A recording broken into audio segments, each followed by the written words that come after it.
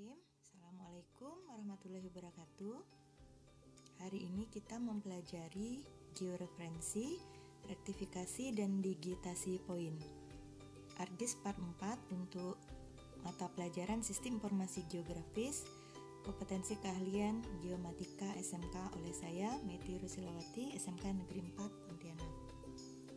Oke, pertama-tama kita bahas dulu tentang georeferensi atau georeferencing adalah proses konversi data hasil scan yang belum memiliki referensi spasial sehingga memiliki referensi spasial atau sistem koordinat tertentu.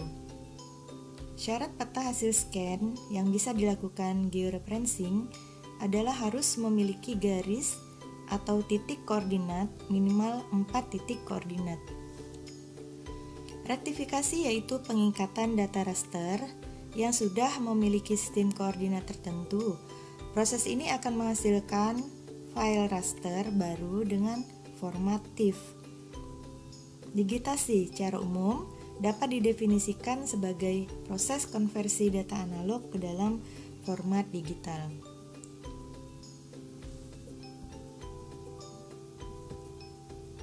Kita akan melakukan georeferensi pada peta batas administrasi Provinsi Kalimantan Barat. Pertama kita add data dulu, add data.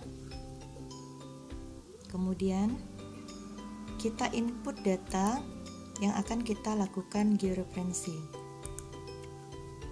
Di sini saya meletakkannya di JPEG. Ini adalah peta batas administrasi Kalbar yang akan kita lakukan georeferensi. Klik yes. Oke. Nah, sudah masuk di sini. Nah, 200.000 di sini menunjukkan sistem koordinat UTM. Sementara 2 derajat 0 menit 0 detik N ini adalah north atau lintang utara. Ini menunjukkan sistem koordinat geografis. Nah, untuk pertama kita bisa setting dulu apakah kita akan menggunakan sistem koordinat geografis ataukah kita akan menggunakan sistem koordinat UTM. Nah, pada kesempatan ini saya akan menggunakan sistem koordinat UTM yang ada di peta ini, yaitu zona 49N. Nah, kemudian kita setting dulu ya, kita setting dulu di bagian layer ini. Ini untuk men-setting sistem koordinat data frame. Properties.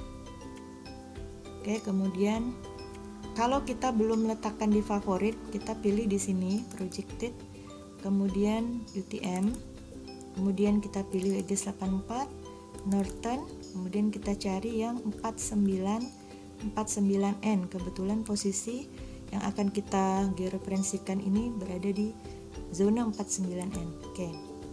Nah, perubahan yang kita lihat itu adalah pada bagian bawah sudah ada menunjukkan meters. Ini menunjukkan sistem koordinat UTM. Nah, langkah selanjutnya kita rencanakan 4 titik yang akan kita jadikan ground control point atau GCP. Lebih baik kita memilih 4 titik, yaitu kiri atas, kanan bawah, dan kiri bawah. Jadi minimal memiliki 4 GCP. Oke, kita mulai. Pertama kita fokuskan dulu di bagian ini. Nah, di sini kita lihat pada 400.000. Nah, untuk sistem koordinat UTM ini terdapat X dan Y. Nah, untuk 400.000 ini adalah X, kemudian 200.000 ini adalah Y. Ya, jadi 400.000 ini kita anggap sebagai X1 400.000, kemudian Y1-nya adalah 200.000. Jadi caranya seperti ini. Pada bagian ini kita lakukan zoom in. Nah, seperti ini kira-kira. Kemudian pada bagian georeferencing, nah jika belum ada georeferencing maka bisa dicari di bagian ini. Nah, pada bagian georeferencing ini dicentang atau di checklist. Nah, kemudian kita ambil georeferensi, pastikan di sini tertulis peta yang akan kita lakukan georeferensi. Kemudian kita pilih add control point. Kemudian kita bawa ke sini, klik kiri sekali di tengah-tengah, kemudian klik kanan. Nah, di sini ada tiga pilihan, yaitu input X dan Y dan input DMS of long and lat. Input X dan Y ini untuk jika kita melakukan georeferencing pada sistem koordinat UTM. Kemudian input DMS ini jika kita melakukan georeferencing untuk sistem koordinat geografis, maka kita pilih input X dan Y. X kita masukkan 400.000, kemudian Y kita masukkan 200.000. Kita klik OK. Nah, tentu biasanya di dalam layar kita akan putih. Jangan khawatir, kita klik di sini, kemudian kita pilih zoom to layer. Akan kembali lagi. Kita baru punya satu ya. Kemudian kita lanjutkan lagi pada kanan atas yang di sini ya. Kita cari dulu. Nah, seperti ini. Nah, ini ada tik ya di sini. Ada tik. Maka kita bisa catat dulu ya supaya tidak keliru. X2 itu 800.000, Y2 adalah 200.000. Nah, sama seperti tadi caranya. Kemudian kita lakukan zoom in. Terus kita ambil add control point, kita klik kiri di bagian tengahnya, klik kanan, kemudian input XY, kita input yang tadi 800.000 dan 200.000. Kemudian kita klik OK. Lakukan lagi zoom to layer seperti itu. Nah, kita sudah punya dua. Kita cari lagi kanan bawah seperti ini ya. Kita cari lagi pada kanan bawah. Nah, di sini ada lagi satu ya tiknya, di mana X-nya kita punya X3. X3 itu berada pada 800.000 dan Y3 berada pada minus 200.000 yang ini.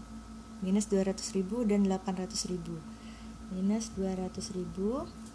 Nah, kemudian pada bagian ini ya, ini kita zoom in. Nah, seperti ini. Kemudian kita ambil lagi add control point, letakkan di bagian tengah, klik kanan, input, kita klikkan 800.000 dan di bawahnya minus 200.000. Oke. Nah, kemudian kita zoom to layer kembali. Nah, jika terjadi kesalahan, biasanya pada titik ketiga, maka petanya mulai berlipat jika salah ya, atau miring dan sebagainya. Itu kita bisa buka di bagian viewing table. Nah, di sini titik yang kita anggap salah, ini kita sorot, kemudian kita tekan delete, maka titik itu akan hilang. Ya, seandainya kita mengalami kesalahan. Kebetulan kali ini saya tidak melakukan kesalahan, maka saya close saja. Kemudian kita lakukan lagi titik yang terakhir, yaitu yang keempat. Nah, di sini kita lihat X-nya, X4 kita punya 400.000 ya, X4 kita punya 400.000. Kemudian ini ya, kemudian pada Y4 kita punya minus 200.000. Oke, kita inputkan 400.000 dan minus 200.000. Ini titik terakhir kita. Kemudian kita klik OK. Kemudian kita zoom to layer lagi. Nah, setelah kita yakin 4 titik itu sudah benar-benar kita lakukan georeferencing, kita bisa melihat, buka kembali di viewing table. Nah, di sini kita lihat total RMS errornya di sini 5,3236. Nah, batas maksimal yang diizinkan untuk RMS error adalah 3 ya, 3. Jadi peta yang kita buat kali ini untuk RMS errornya ini tidak memenuhi syarat. Nah, nanti bisa diulang ya, bisa diulang kembali dari awal. Pastikan titik-titik yang kita jadikan control point itu berada di bagian tengah-tengah ya, kita berada di bagian tengah dari tik itu. Oke. Misalnya gini, saya memperbaiki yang 4 ya, yang 4 saya perbaiki, saya delete dulu. Oke, saya lakukan delete. Nah, kemudian saya ulang kembali ya pada bagian 4 ini di daerah sini, daerah ketapang ini ya. Nah, ini kemudian kita ambil lagi ini, kita letakkan di tengah-tengah sini. Di sini ya, letakkan, klik kiri, klik kanan, input, kemudian kita ketikkan 400.000 dan di sini kita ketikkan minus 200.000. Oke. Kemudian kita buka lagi ini. Nah, ini sudah berkurang menjadi 4. Nah, setelah kita yakin ini sudah oke, kemudian pada bagian georeferencing ini kita klik rectify. Nah, seperti ini. Di sini muncul save as ya, jendela dialog save as. Kita setting di sini output location. Ini artinya kita mencari folder di mana kita menyimpan. Nah, jika sebelumnya belum pernah kita lakukanlah connect to folder. Di sini saya sudah pernah melakukan. Jadi saya menyimpan untuk georeferencing ini di sistem informasi geografis dan saya simpan di dalam folder JPEG. Khusus saya buatkan folder yang namanya georeferencing di sini. Nah, kemudian kita add saja seperti ini. Kemudian nanti namanya otomatis tersetting di sini sama dengan nama peta yang kita georeferencing dan formatnya adalah TIFF. Kita save. Nah, kalau berlangsung maka di bagian bawah ini ada berapa persentase. Nah, setelah selesai kita melakukan georeferencing, kita panggil melalui add data.